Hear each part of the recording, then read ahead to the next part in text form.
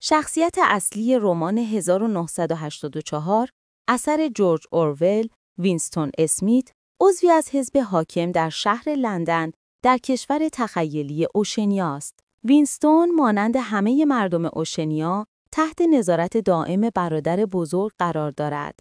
برادر بزرگ اصطلاحی است که برای توصیف نظارت حزب حاکم استفاده می شود، به طوری که همه کارهای وینستون از طریق تلویزیون‌های نصب شده تحت نظر است. حزب حاکم همچنین یک زبان جدید ایجاد کرده است که نیو اسپیک نام دارد و تمام واژه‌هایی که ممکن است برای بیان شورش سیاسی به کار روند را حذف کرده است. در اوشیانیا حتی داشتن افکار شورشی نیز غیرقانونی است و این جرم فکری بدترین جرم محسوب می شود. وینستون از سرکوب و محدودیت‌هایی که حزب بر او اعمال می‌کند آزرده است. محدودیت‌هایی که شامل فکر آزاد، رابطه جنسی و ابراز فردیت می‌شوند. وینستون شروع به توجه کردن به یکی از رهبران حزب به نام اوبراین می‌کند که باور دارد او عضوی مخفی از برادری است، گروهی که در تلاش برای سرنگونی حزب است. شغل وینستون در حزب وزارت حقیقت است، جایی که آنها اسناد تاریخی را مطابق با نیازهای حزب ویرایش می‌کنند. در محل کار، وینستون متوجه دختری جذاب با موهای تیره می شود که همیشه به او نگاه می کند.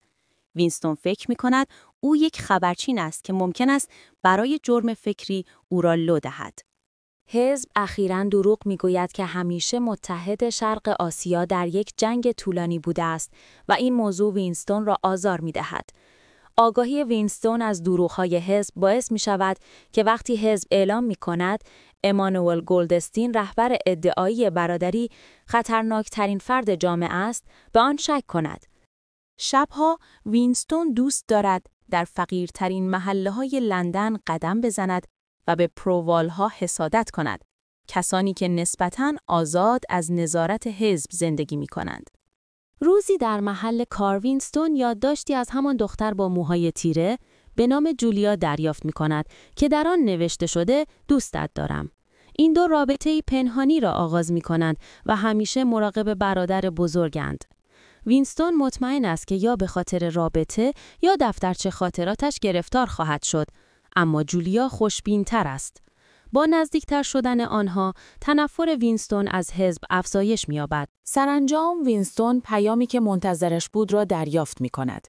اوبراین می‌خواهد با او دیدار کند. وینستون و جولیا به آپارتمان لوکس اوبراین می‌روند.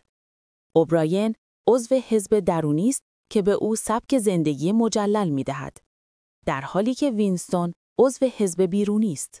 اوبراین سپس به آنها میگوید که در واقع یکی از اعضای برادری است و آنها را به مبارزه میپذیرد. سپس نسخه‌ای از مانیفست برادری نوشته امانوئل گلدستین را به آنها میدهد. وینستون و جولیا به آپارتمانشان باز میگردند و وینستون مانیفست را میخواند. در همان حال سربازان مسلح وارد میشوند و آنها را میبینند.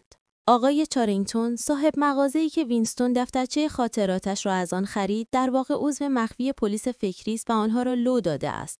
پلیس وینستون و جولیا را از هم جدا می‌کند و وینستون را به جایی به نام وزارت عشق می‌برد. وینستون ناگهان در می‌یابد که اوبراین جاسوس حزب بوده و وانمود می‌کرده که عضوی از برادری است تا وینستون را در عملی شورشی گرفتار کند.